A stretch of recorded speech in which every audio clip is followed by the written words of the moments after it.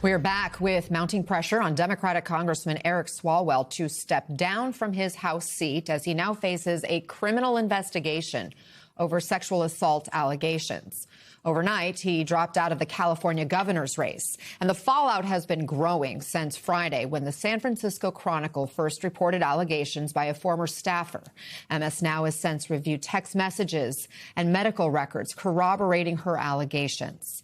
Hours later, CNN reported allegations against Swalwell of sexual misconduct by 3 other women, allegations MS Now has not independently verified. Swalwell has denied all of the allegations. These allegations of sexual assault are flat false. They're absolutely false. They did not happen. They have never happened. And I will fight them with everything that I have. Let's bring in MS Now's Michael Schnell, who covers Capitol Hill. And Michael, Swalwell is now out of the governor's race, but he is still facing these calls to resign from the House. What's the latest?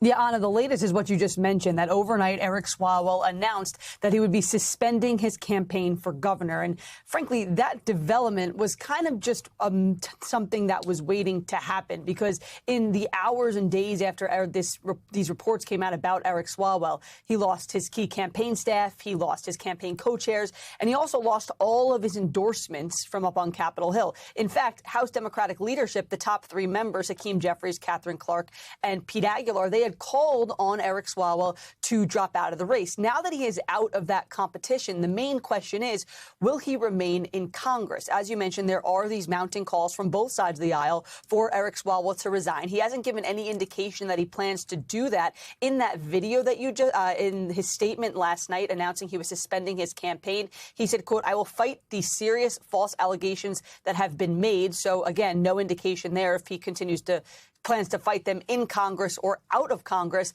But what's important to note is that if he doesn't resign, there are scores of lawmakers already who are ready to vote to expel him. Congresswoman Anna Paulina Luna, Republican from Florida, says she's going to bring a motion to expel Eric Swalwell, writing on X right there, "I am filing a motion to expel Eric Swalwell from Congress." Now, this act would require 2/3 support from the House. It would be about 288 members. This has only happened 6 times in history, the first 3 times during the Civil War, the most recent being serial fabulist George Santos back in 2023. A big indication of whether or not that this expulsion will have the votes to be successful is how Democratic leadership acts right now. They're keeping their cards very close to their vest. Hakeem Jeffries told our Kevin Fry yesterday in Virginia they're going to have a conversation among the caucus before moving forward. Take a listen.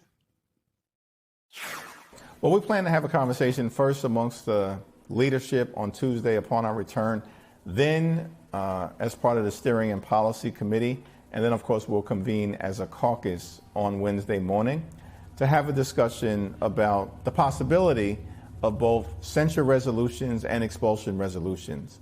At the moment, you know, these are very serious allegations made by serious individuals, and they clearly require a serious investigation. Now, Anna, the House returns from that 2-week recess tomorrow. There's a lot going on right now, both at home and abroad, but definitely expect to hear a lot of conversations about Eric Swalwell when folks are back in that building tomorrow. And lots of ripple effects could happen politically. I want to bring into the conversation Seema Mehta of the Los Angeles Times. Seema, let's start with the ripple effects in Congress. Is Swalwell's seat firmly blue? Will Democrats be able to hold on to it if Swalwell does leave office?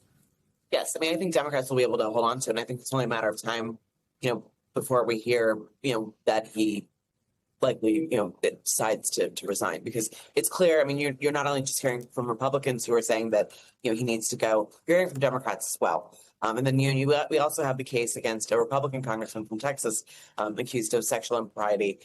So with these 2 cases taking place, basically simultaneously, it's hard to see a path for him to continue on. But yes, that'll be a seat that is almost certainly going to remain in Democratic hands unless something bizarre happens.